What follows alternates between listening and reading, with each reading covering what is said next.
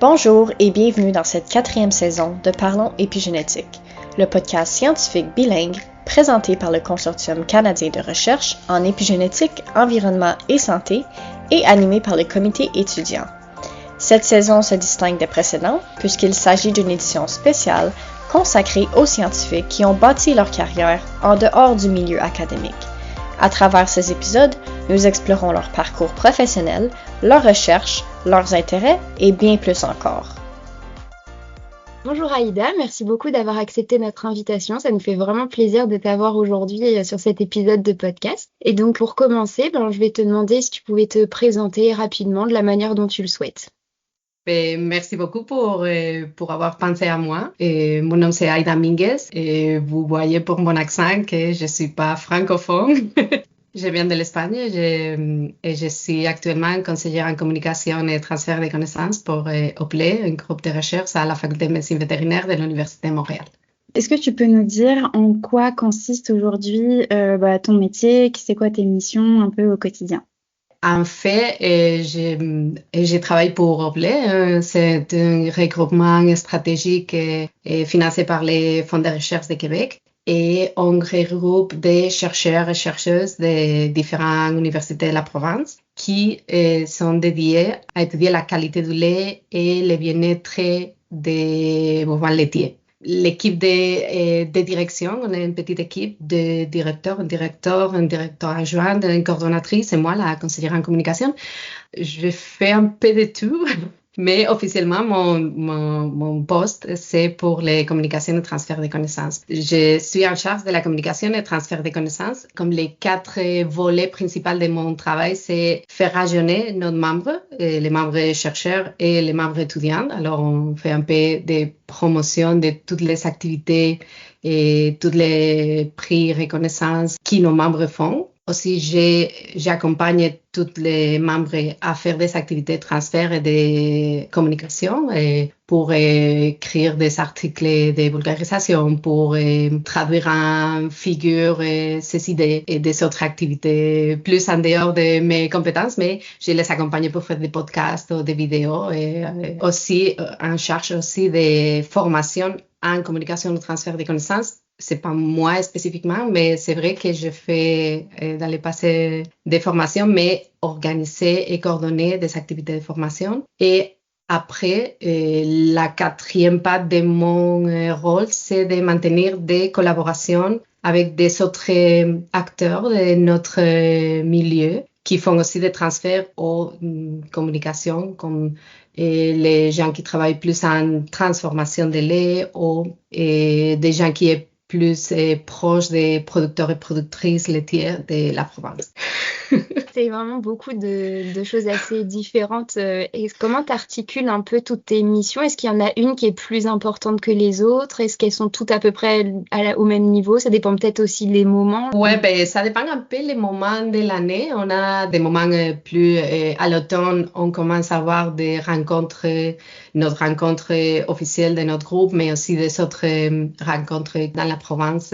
Alors, c'est plutôt d'accompagner les membres pour préparer ces communications. À l'automne, on participe toutes les années à des rencontres avec les producteurs et productrices et avec des vétérinaires et praticiens, des vétérinaires des grands animaux. Alors, c'est comme pour les aider à traduire ces idées et à les rendre plus adaptées à niveau de connaissances de son public. Pendant le reste de l'année, c'est comme plutôt offrir des opportunités, comme dire, à l'hiver, printemps, ça commence la période des prix de transfert. Alors, dire aux étudiants, vous pouvez vous présenter à des prix de transfert, est-ce que vous avez des idées, je peux vous accompagner. C'est surtout ça. Et après, le reste de l'année, si quelqu'un a besoin de moi, je suis là. Alors, je participe à différentes choses pendant l'année. Ça te plaît ce côté d'être sur plusieurs tâches dans l'année? Oui, c'est vraiment amusant, c'est très diversifié, alors c'est pas ennuyant. Mais des fois, c'est vrai que c'est un peu overwhelming. J'ai une liste de petites choses, une liste très longue de petites choses à finir. Je m'occupe aussi du site web et des infolettres à tous les mois. Alors, il y a toujours des petites choses à faire qu'on finit jamais. Alors, c'est un peu... Mais oui, c'est très dynamique.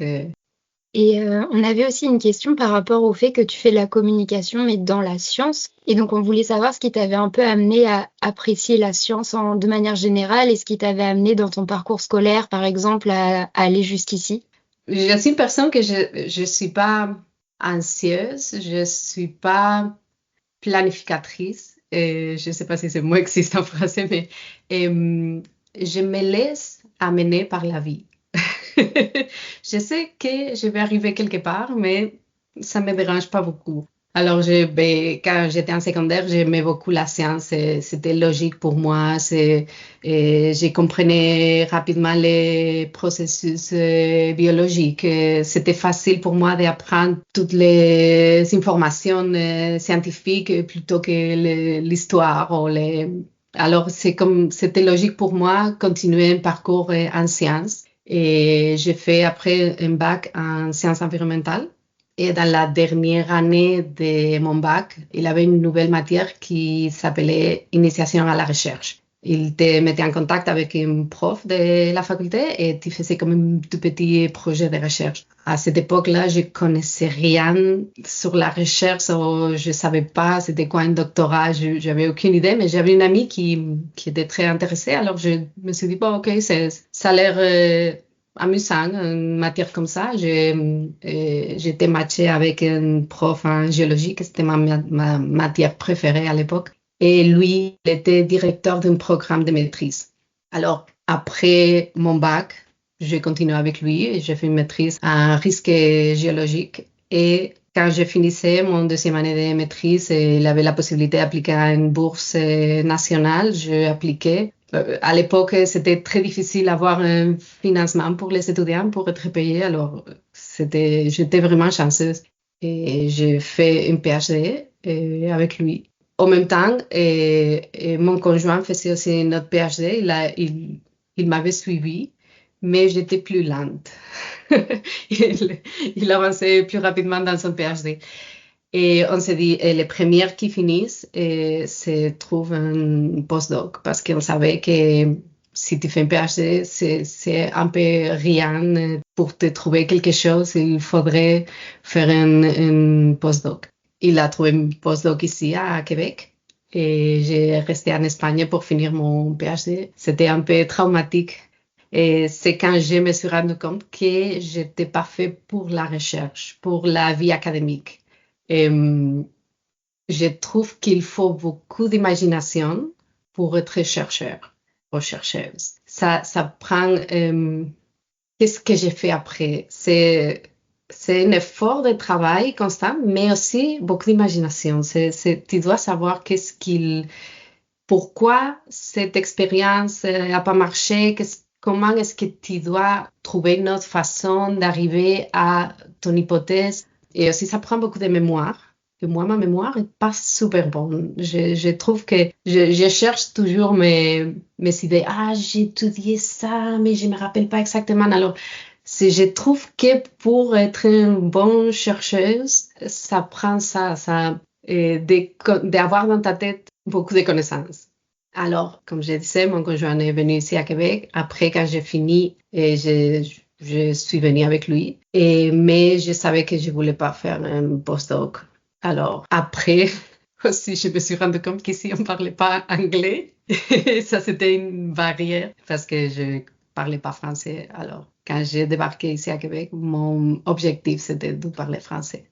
L'intégration, la langue, j'imagine qu'au début, ça doit être quand même quelque chose d'assez compliqué quand on connaît pas du tout la langue, de savoir même où on s'en va, etc. Ça doit être dur, oui. Ouais.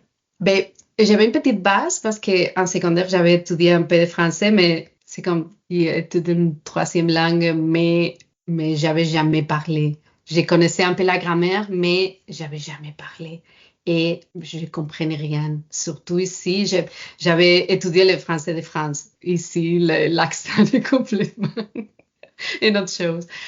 Et ça m'a pris un an pour commencer à me communiquer avec mes amis québécois. Et après, ça m'a pris une autre an, probablement, à avoir des conversations fluides, de tout comprendre. Et donc, après ton PhD, tu as pu arriver au Canada et ça a été un peu le début de ton parcours professionnel. Est-ce que tu as eu différentes opportunités? Est-ce que pour toi, c'était vraiment une évidence que tu voulais pas avoir ton labo et continuer, c'est ça, au postdoctorat? Est-ce que tu as pu directement aller dans ce qui était la transmission de connaissances dans la science ou est-ce que tu as cherché différentes choses? Quand on est arrivé au Canada, on habitait à la ville de Québec. Et comme je vous disais, je parlais rien et j'avais pas non plus permis de travail.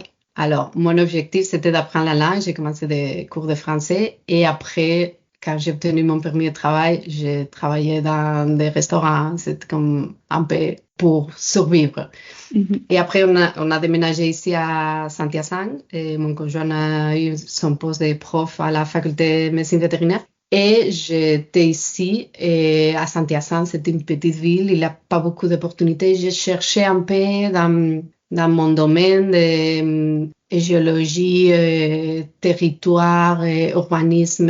C'est ça que j'avais fait un PhD en modèle numérique du terrain. Alors, je cherchais un peu, mais j'ai rien trouvé spécifiquement. Et j'ai commencé à lui aider à préparer ses cours. Il est rentré en poste en septembre et il avait des cours déjà de vétérinaire en septembre-octobre. Alors, il avait besoin de mettre à jour des PowerPoint, des présentations pour ses cours. Et j'ai commencé à lui aider avec des figures pour ses présentations, surtout des cycles parasitaires, et que c'est comme la base du cours de parasitologie en deuxième année. Et les cycles de vie des parasites qu'il y avait, c'était terrible, super moche. Et chacun différent style, et fait des collages, terrible. Alors, je m'amusais et j'ai commencé à travailler avec Adobe Illustrator et j'ai commencé à apprendre.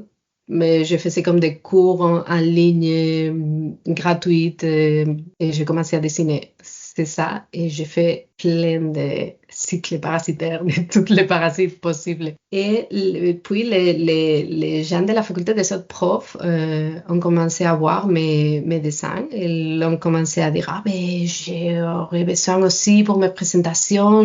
On a vu les présentations de Christopher sont très jolies. Et il les utilisait pour des autres choses, des présentations avec des vétérinaires et plus transfert de connaissances, plus vulgarisation. Et des autres profs, des autres intervenants, ils ont commencé à me demander des dessins. Alors, j'ai commencé à travailler pour des autres profs de la faculté ou des autres services, comme un peu freelance. Et c'était comme naturel, et j'ai continué comme ça. Et dans un moment donné, une prof avait besoin d'une personne de communication pour un groupe de recherche. Et c'est comme ça que j'ai commencé à travailler et j'ai commencé à gérer des sites web dans ce moment. Et j'ai appris au fur et à mesure à gérer des sites web. Et alors, c'était comme, c'est ça, je me laisse. Parce que c'est quand même une réalité que c'est un métier qui est, moi, à mon sens, très, très important parce que c'est vraiment la vitrine du travail d'un chercheur, d'un groupe de recherche. Enfin, ça peut être différentes entités, mais ça permet vraiment de mettre en valeur auprès de différents publics, comme tu l'as expliqué. Et c'est pas forcément une fiche de poste qui est très connue ou autre. Donc, en fait, ça a été créé comme sur mesure pour toi et ça, c'est super chouette, quoi. Oui, ben, en fait, oui.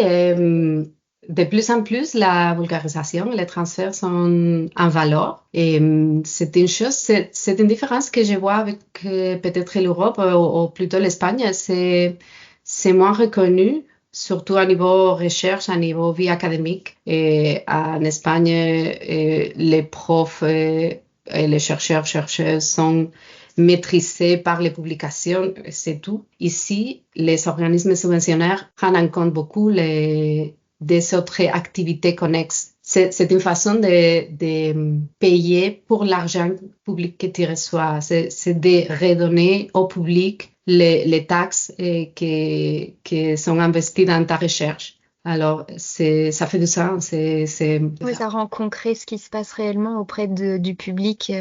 Comme tu disais que, par exemple, en Europe, c'était moins développé. Est-ce que quand tu étais en Espagne, tu avais idée que ça existait quand même, ce genre de métier, ou pas du tout? Et oui, Et en fait, maintenant que je le pense, oui, et dans mes dernières années de doctorat, on commençait à entendre parler des Pint of Science.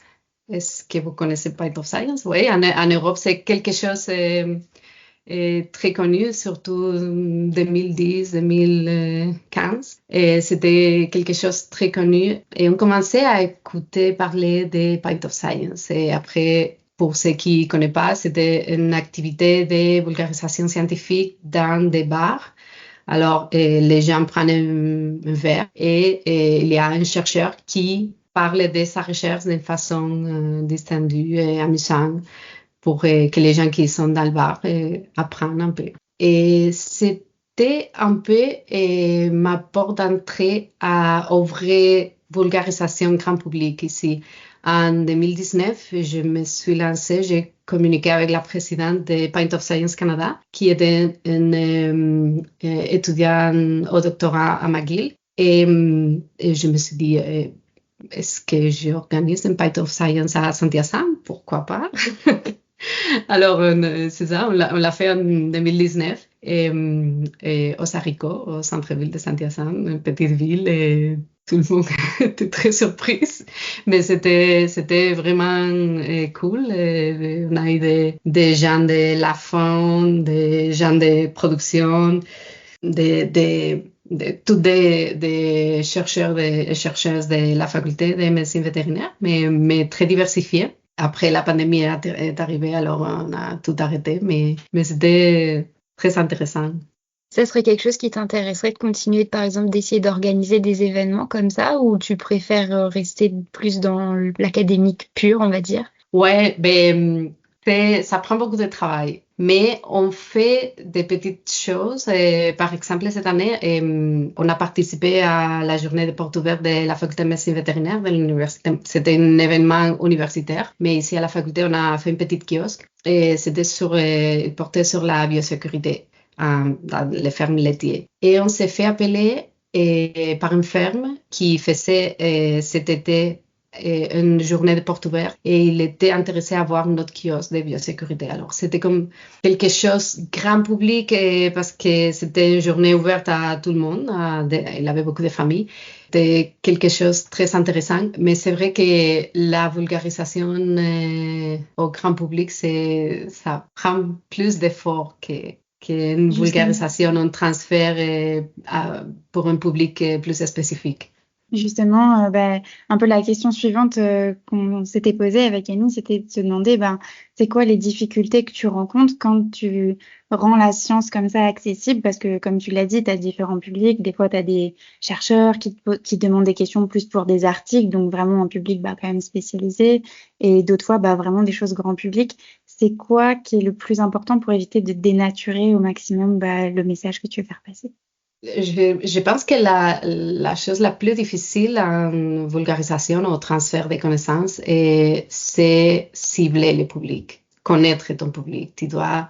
Et des fois, c'est difficile parce que tu es invité pour une activité et tu ne sais pas exactement qui va venir et quelle sorte de démographie va assister. Mais il faut s'adapter, il faut savoir si tu fais une activité pour des enfants de l'école ou tu fais pour des producteurs et productrices qui connaissent un peu le sujet mais ne connaissent pas la science en arrière. Alors, l'autre problème que je trouve, c'est de passer ce message aux chercheurs et chercheuses et de dire, tu dois adapter ton message. Assois-toi, réfléchis, c'est quoi les messages clés que tu veux montrer? Parce que des fois, on essaye de tout raconter. On le dit à un étudiant, est-ce que tu peux écrire un article de vulgarisation sur ton projet de PhD? Il veut tout raconter, tous les objectifs. Non, il faut avoir un peu plus de focus et dire, c'est quoi les messages clés de mon projet? Qu'est-ce que je fais? C'est quoi les objectifs finaux? Et les synthétiser. Il faut s'asseoir. Tu ne peux pas le faire direct, non. Il faut s'asseoir, réfléchir un peu, penser et trouver ça. Et notre problème, c'est faire les liens intergénérationnels entre les étudiants et les PI. Des fois, c'est très difficile de faire comprendre. Peut-être qu'on a déjà convaincu l'étudiante de dire, OK, je vais vulgariser de façon plus moderne, entre guillemets, mais l'API est pas là encore. Alors, il faut convaincre aussi l'API. Oui, il faut traduire les objectifs de façon compréhensible. C'est beaucoup de travail de coaching. Je me souviens, tu avais fait comme une masterclass et c'était une présentation qui était, on pourrait dire, plus moderne que ce qu'on voit. Et justement, la réflexion que je me faisais, c'était, parfois, tu peux vouloir présenter ce genre de choses, mais en congrès, avoir des chercheurs qui vont pas comprendre la manière dont c'est présenté et préférer quelque chose de plus classique. Et donc, c'est là qu'on voit que parfois, ça peut être un peu un problème de communication entre les différentes générations. Oui, tout à fait, c'est toujours ça. Et surtout s'il y a un concours d'affiches dans les congrès, alors tu dis, je voudrais gagner le prix, alors je vais m'adapter un peu aux évaluateurs. Il faut jongler un peu entre ce qu'on a envie de faire et puis ce qui est attendu. Ouais. Mais après quelques années, en faisant des choses, en travaillant avec des étudiants et après aller avec eux dans des différentes réunions, je vois que les posters qui sont un peu plus modernes, colorés, plus aérés, parce que des fois on met beaucoup de choses et ça rentre pas. Les assistants et même les billets chercheurs, sans savoir pourquoi, c'est plus plaisant de regarder une affiche comme ça. Alors peut-être au début, c'est comme, hey, il n'a pas de graphique, il n'a pas assez de... Les références sont pas là, mais c'est plus plaisant, c'est plus attirant. Alors, il y a quelque chose qui fonctionne. On voulait aussi s'intéresser à ce qu'il y avait un peu une expérience qui t'aurait marqué dans un événement ou un moment de communication, mais que ça peut être en positif, mais même aussi en négatif. Bon, ben, comme je vous disais tantôt, c'était les Pint of Science je suis toujours un peu gênée. Je ne veux pas être le visage dans des événements. Alors, de comme organiser un peu et laisser les autres raisonner, ça me fait plaisir et être comme en arrière. Alors, cette Pint of Science, c'était vraiment quelque chose qui m'a marqué et que j'étais comme et j'ai voulu toujours continuer, mais ça n'existait plus ici au Canada. Alors, peut-être trouver une autre façon de le faire ou une autre chose, maintenant qu'on parle, ça fait comme 3 ans, et j'ai commencé à recevoir dans mon Instagram des messages de mes étudiants qui m'envoyaient une vidéo d'un concours de gâteaux scientifique. Et je me suis dit, ben, il faut le faire. Et ça, c'est comme un peu mon coup de cœur présentement. Et les concours de gâteaux qu'on organise à la faculté de médecine vétérinaire pendant la semaine de la recherche et Saveur ta recherche. Et c'est rien parce que ça sert plutôt, c'est un peu plus réseautage entre différents étudiants de différents départements de la faculté qui, des fois, on est très séparés, on ne se croise pas. Mais je trouve que plus que transfert de connaissances, c'est faire réfléchir aux étudiants qui participent au concours comment traduire son projet de différentes façons. Et pourquoi pas en forme de gâteau. Et c'est quelque chose que j'aime beaucoup et que j'espère continuer à le faire dans les années suivantes. Eh ben nous, pour y avoir assisté, c'est vrai que ça apporte un côté très ludique et très. Je comprends le fait de dire, bah, c'est pas forcément la pertinence scientifique qu'il y a derrière, mais c'est aussi, bah, ça apporte vraiment quelque chose qui est très différent de ce qu'on a l'habitude, une affiche qui est traditionnelle. C'est sûr qu'on passe pas un message scientifique très précis derrière. Ça permet vraiment de créer une super bonne ambiance et justement de pouvoir parler avec des gens avec lesquels que tu peux croiser toute la journée, mais en fait, tu sais pas du tout sur quoi ils travaillent et ça marque vraiment beaucoup parce que du coup, nous, on s'en souvient, on dit, ah, l'année dernière, t'avais fait ça, ce cupcake-là en forme de vache. Enfin, c'est vraiment trop, trop chouette comme expérience. Et je pense que bah, de manière générale, ça a toujours été très apprécié. Oui, et aussi, c'est ça, les côtés réseautage, c'est quelque chose de super important aussi. Et c'est une petite partie de mon travail aussi. Je suis dans le comité qui organise les cocktails de clôture de notre réunion annuelle. Et on se fait dire toujours que notre groupe de recherche, c'est une des plus amusantes dans la province. Et on est pas, c'est pas un groupe très grand, mais on fait toujours des activités ludiques à la fin de notre rencontre. Et je trouve que c'est très important. Et dans ce moment où on est à niveau scientifique, les projets d'habitude sont très grands et très multidisciplinaires. Et tu sais pas avec qui tu devrais travailler dans le futur pour un projet de recherche si tu continues dans la vie académique. Peut-être que tu as besoin d'un clinicien de cheval que dans ta recherche en embryologie, tu penses non, ben, je suis trop labo, trop sciences fondamentales. Pourquoi je vais avoir besoin d'une personne qui travaille direct avec les chevaux?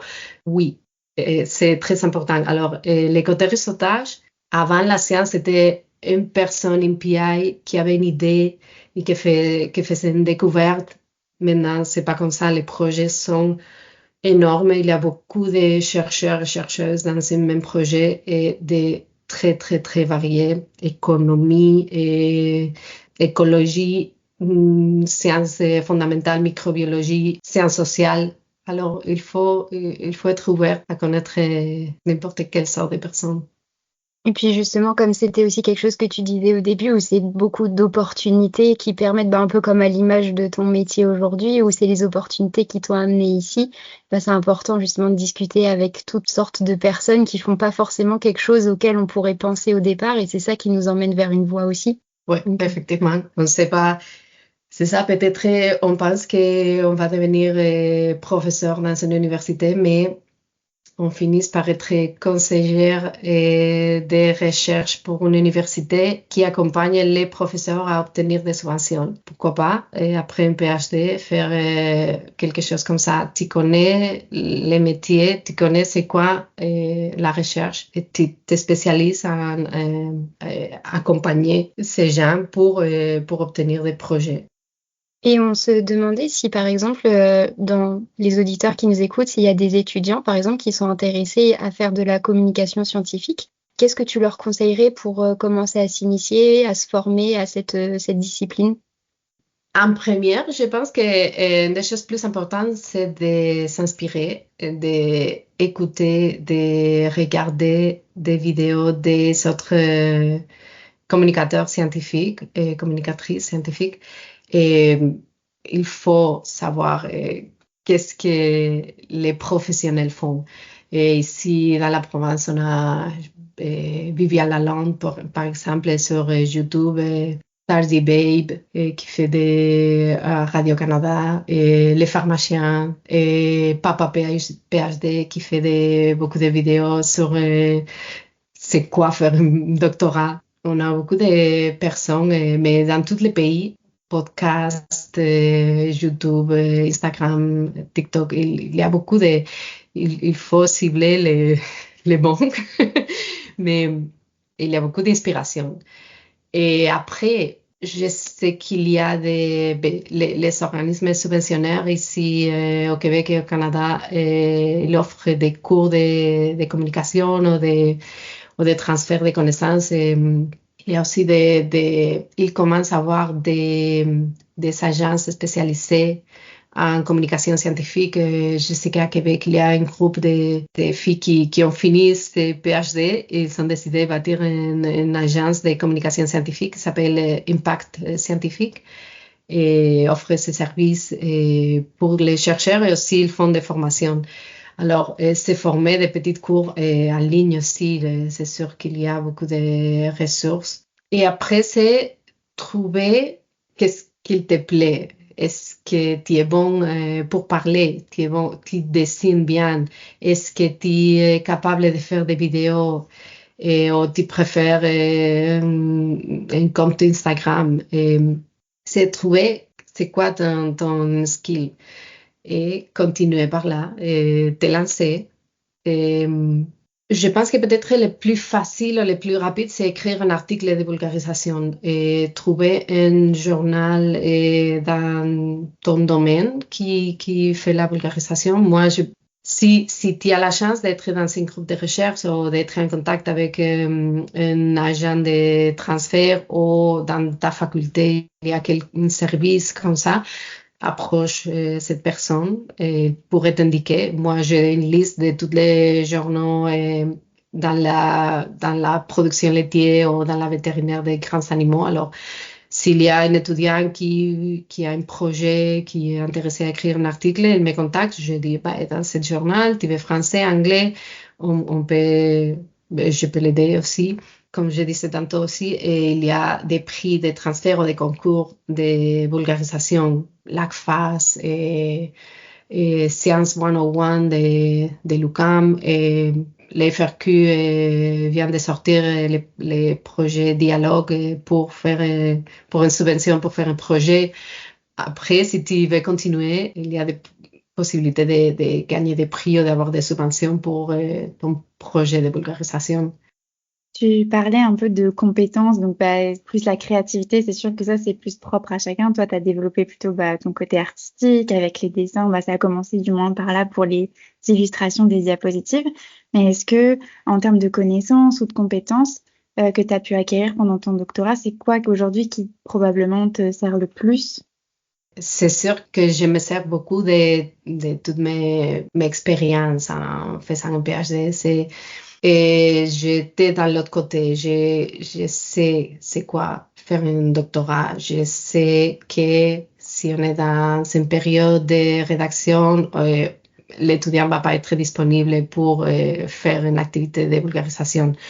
Et je sais qu'est-ce qui prend d'écrire une demande de subvention pour un prof. Je sais qu'il y a des moments dans l'année où je peux pas dire à un prof, il vient faire un podcast. Non, ça marche pas. Alors, moi, j'aime beaucoup faire des figures et de traduire en images les idées. Et tout mes backgrounds en sciences, ça me sert pour comprendre peut-être que j'arrive pas à comprendre bien les mécanismes immunologiques qu'il y a arrière je sais pas quoi, des molécules, mais j'ai une certaine idée, alors je suis capable d'aider la personne à faire une figure ou une graphical abstract pour un article comme j'ai des connaissances qui sont très, très précieux pour accompagner des autres scientifiques. Oui, ça permet d'avoir un dialogue assez fluide entre le scientifique et toi pour que chacun puisse donner ses idées de manière assez claire. Ouais. Et puis en plus de ça, le fait que tu aies des connaissances, mais pas forcément de ce sujet spécifiquement, c'est que ça t'apporte un regard aussi extérieur. Donc tu arrives avec bah, des questions qui peut-être des fois sont très basiques, mais en fait qui te permettent de saisir aussi bah, vraiment le fond du projet. Et toi, comme tu as la connaissance scientifique, après tu arrives à trier bah, un peu les éléments qui te permettent de dire, oui. ok, ça c'est important, ça pas tellement. Oui, tout à fait, parce qu'il y a des fois que dans la tête de la personne, ça fonctionne très bien, une histoire, et des fois c'est trop compliqué. Il y a un point qui est trop compliqué que j'arrive pas à comprendre. Ou pourquoi est-ce que tu as mis cette flèche ici? Ça fait pas de sens. Et on les comprendrait mieux si on les met à l'envers. Et oui, effectivement, ça donne une autre perspective. Et est-ce que ça t'est déjà arrivé d'avoir des moments où vous n'arriviez pas vraiment à trouver un point d'entente entre toi, la vision que tu avais de la chose et le message ou la manière dont la personne voulait faire passer les choses? Oui. Ben, c'est vrai que les gens qui m'approchent pour pour faire une activité ben, même si c'est graphisme ou vulgarisation, c'est une personne ouverte qui est plus facile à convaincre ou à parler avec. Mais il y a des gens qui est un peu plus rigides ou qui est très convaincu que sa vision est bonne. C'est à niveau écriture des articles de vulgarisation, c'est toujours difficile et il y a toujours des gens qui comprennent pas que c'est pas un article scientifique. Alors, oui, c'est surtout à ce niveau d'écriture d'articles et de vulgarisation. J'ai eu quelques-uns que c'était difficile à dire, waouh. Et c'est pour un producteur laitier. Et tu peux pas parler je sais pas, des termes trop techniques ou, Oui, ça demande de l'adaptation parfois. oui, de changer un peu le langage. Et on avait aussi une autre question par rapport au fait qu'actuellement tu travailles dans un domaine académique, mais est-ce que c'est un métier que tu pourrais envisager de faire par exemple dans l'industrie ou de faire dans une compagnie ou une autre type de carrière? Est-ce que tu as envisagé tout ça? Et quand je suis arrivée à Saint-Hyacinthe, j'ai commencé à regarder un peu. Et aussi pendant ma maîtrise, je faisais un stage dans une compagnie privée d'organisation du territoire et avec des modèles mathématiques du terrain et des images satellites. Et pendant un temps, je travaillais dans une compagnie comme ça, mais c'est vrai que le milieu académique est plus flexible. Il y a des époques, des moments dans l'année où tu travailles plus que tu devrais, ça c'est sûr, mais c'est très flexible et aussi plus diversifié et ça te permet, au moins dans mes cas, rencontrer beaucoup de gens différents dans différents domaines et dans différentes situations, plus scientifiques, académiques et plus distendu. Alors, c'est quelque chose que dans une compagnie privée, je ne sais pas si on peut trouver ça. Et Ouais. pour l'instant, tu es dans le domaine plutôt de la production laitière. Est-ce que c'est un domaine dans lequel tu dois rester ou tu penses vouloir peut-être essayer un autre domaine? Et je suis ouverte, vraiment, mais je trouve que l'équipe avec laquelle tu travailles, c'est super important. De plus que les domaines, surtout dans mon poste, c'est plutôt l'équipe et les personnes avec qui tu travailles. Et présentement, je suis très contente. C'est vraiment facile et les gens sont très ouverts. On a une très belle communication. La vision de l'organisation de notre regroupement est similaire. Et je travaille beaucoup avec les étudiants. C'est quelque chose qui me plaît parce que sont moins tannés de la vie, je dirais. C'est plus facile à approcher des étudiants et étudiantes pour faire des activités, sont plus ouverts à faire des activités hors de ces zones de confort. Mais aussi les chercheurs et chercheuses de notre groupe sont super. Et je connaissais rien sur la production laitière quand j'ai commencé à travailler. Ça fait déjà 3 ans, 4 ans que je travaille avec eux, mais je connaissais rien. J'avais touché une vache quand j'étais petite, mais c'était tout.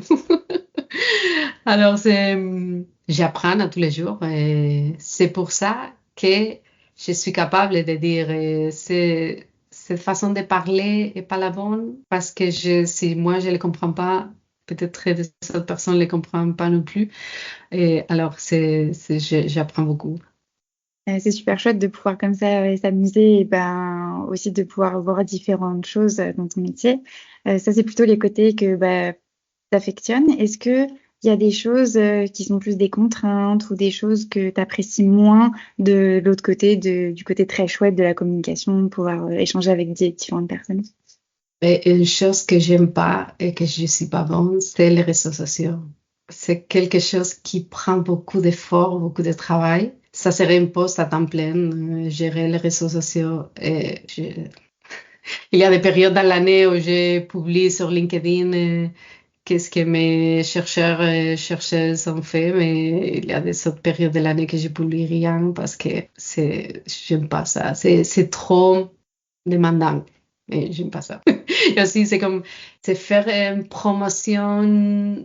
Je trouve des fois que on se vantarde. C'est trop. Je sais pas. Est-ce que selon toi, les réseaux sociaux, dans la vie quotidienne peut-être plus d'un groupe de recherche, c'est quelque chose qui est déterminant? Est-ce que c'est quelque chose qui est valorisé, par exemple, d'avoir un compte actif sur un quelconque réseau? Ça peut être valorisé pour avoir une bourse, pour avoir plutôt une demande de subvention, ou ça reste quand même quelque chose de plutôt supplémentaire? Ouais, c'est une très bonne question et j'ai pas la réponse. Mais je m'informe beaucoup sur les choses qui font mes chercheurs et chercheuses de cette université à travers les réseaux sociaux. Alors, je dirais oui, mais pas essentiel. Mais c'est toujours intéressant d'avoir une certaine présence. Mais aussi, c'est un outil interne, de communication interne.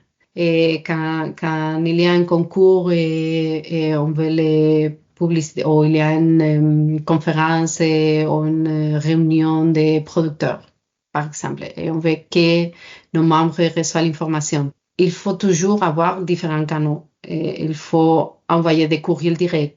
Il faut avoir une infolettre. Il faut mettre les informations sur les réseaux sociaux parce que pas tout le monde utilise toutes les choses.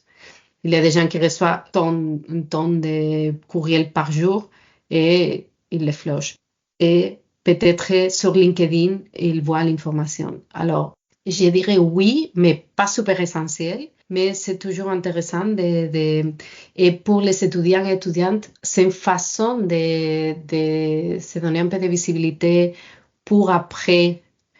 Et on parlait tantôt que c'est bien vu et valorisé de faire la communication. Alors, c'est une façon aussi de ce podcast, de les diffuser dans les réseaux sociaux. Il faut utiliser différents canaux pour plus quantité de gens, c'est comme nécessaire. Ouais. Moi, de mon expérience, j'ai l'impression que ce qui est vraiment encore très ancré, c'est tout ce qui est traditionnel, c'est comme tu disais, les infolettres, les mails. Ça, je pense que c'est ce qui réunit probablement le plus et les étudiants et les profs qui sont de différentes aussi générations, mais qu'après, tout ce qui est plus réseaux sociaux comme Instagram, TikTok, ce genre de choses, bah moi, par exemple, c'est des choses que je regarde au quotidien, mais je regarde pas forcément de contenu scientifique via ces réseaux-là, en fait. Genre, il y a encore, je pense, un shift qui est pas vraiment fait ou c'est pas, enfin, je sais pas si tu partages cet avis-là, mais. Ouais, non, c'est vrai, c'est vrai. J'utilise Instagram habituellement à tous les jours et dans ce moment donné, je me suis forcée à suivre des vulgarisateurs et vulgarisatrices scientifiques, mais c'est pas exactement les réseaux que j'utiliserai pour ça. Si c'est des vidéos où on parle beaucoup, je peux pas les écouter, je peux pas les regarder, alors je passe. Mais il y a des gens qui aiment beaucoup ça. Alors, ça dépend vraiment de ton style de vie et de tes préférences. Oui, puis après, c'est aussi parfois des contenus qui sont pas forcément mis en avant non plus dans les algorithmes, par exemple Instagram, etc. Parce que souvent, ça va être des vidéos plus longues aussi, où les gens parlent beaucoup. Donc, c'est sûr que j'imagine qu'il faut aussi réussir à s'adapter à ça pour que ce soit mis plus en avant, ce qui est pas forcément évident à faire. Ouais, c'est ça. C'est une des choses des réseaux sociaux qu'il faut être à jour parce que ça change à toutes les semaines. C'est ça. Cette semaine, c'est de faire des reels. La semaine prochaine, ça va être de publier des photos. Alors, tu dois être à jour complètement pour que l'algorithme te promoie. C'est un travail à temps plein. Et on a eu quelques étudiants qui, dans un moment donné, ils ont commencé des projets de vulgarisation avec Instagram. Et c'était très compliqué à la fin de continuer avec. Il faut une régularité, c'est compliqué à maintenir un projet comme ça. Ouais, s'adapter à ce qui existe, etc. Et donc là, on arrive vers la fin de l'épisode. Si, par exemple, des étudiants nous écoutent, est-ce que tu aurais des conseils pour eux, un message à leur faire passer, que ce soit, par exemple, s'ils veulent s'orienter vers de la communication, qu'est-ce que tu peux leur conseiller, mais aussi de manière un peu générale?